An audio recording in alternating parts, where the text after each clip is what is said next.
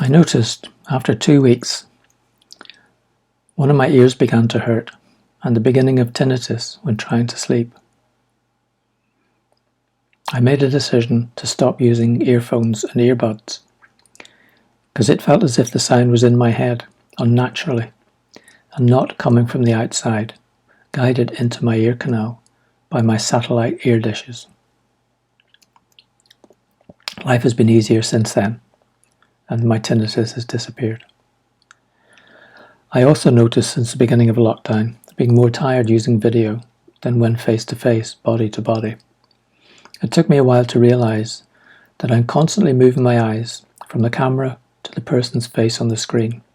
So I use my desktop, and so the distance between the face and the camera is significant. When I look at the camera, the other person experiences me having eye contact.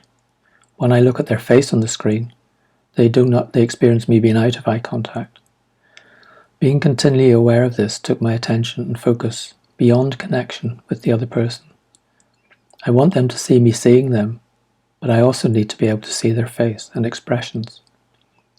I considered using my phone, where it isn't such an issue, but I would need to be wearing reading glasses and peering. Not a good look. I solved the problem by buying a standalone webcam which sits on the table beside my screen. Its flexible arm allowing me to place the camera beside the person's face and at eye level. So when I look at the camera, I am also looking at their face, and they feel that we have eye contact. I used it today for the first time, and apart from minor technical hitch, it worked much better than I'd hoped. And during the session I felt more connected, more focused, less distracted and more engaged. Prior to committing to buy the webcam, I was in two minds about the purchase, which is not an unusual process for me. One part of me says, just put up with it, what do you need it for? Sure you don't need it, it's a waste of money. And the other more compassionate self said, this is an issue, you'll be in lockdown for some time, it will make life a lot easier, be less tiring, and you will be more focused and present for clients.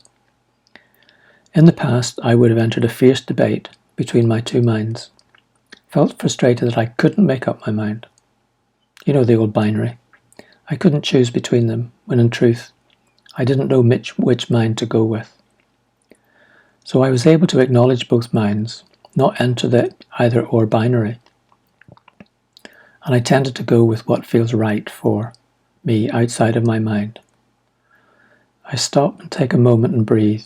I scan my body, setting my critical mind to one side for a moment.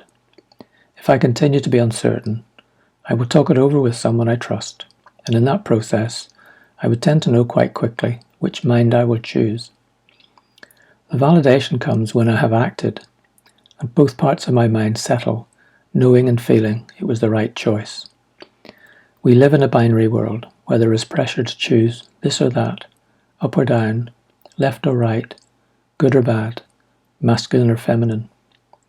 A non-binary approach considers both, holds both lightly, not as choices, but possibilities on a continuum. So if you hold good and bad, left and right, up and down, feminine and masculine, and feel what that is like for you, with no pressure either way, and be gentle with yourself and yourselves.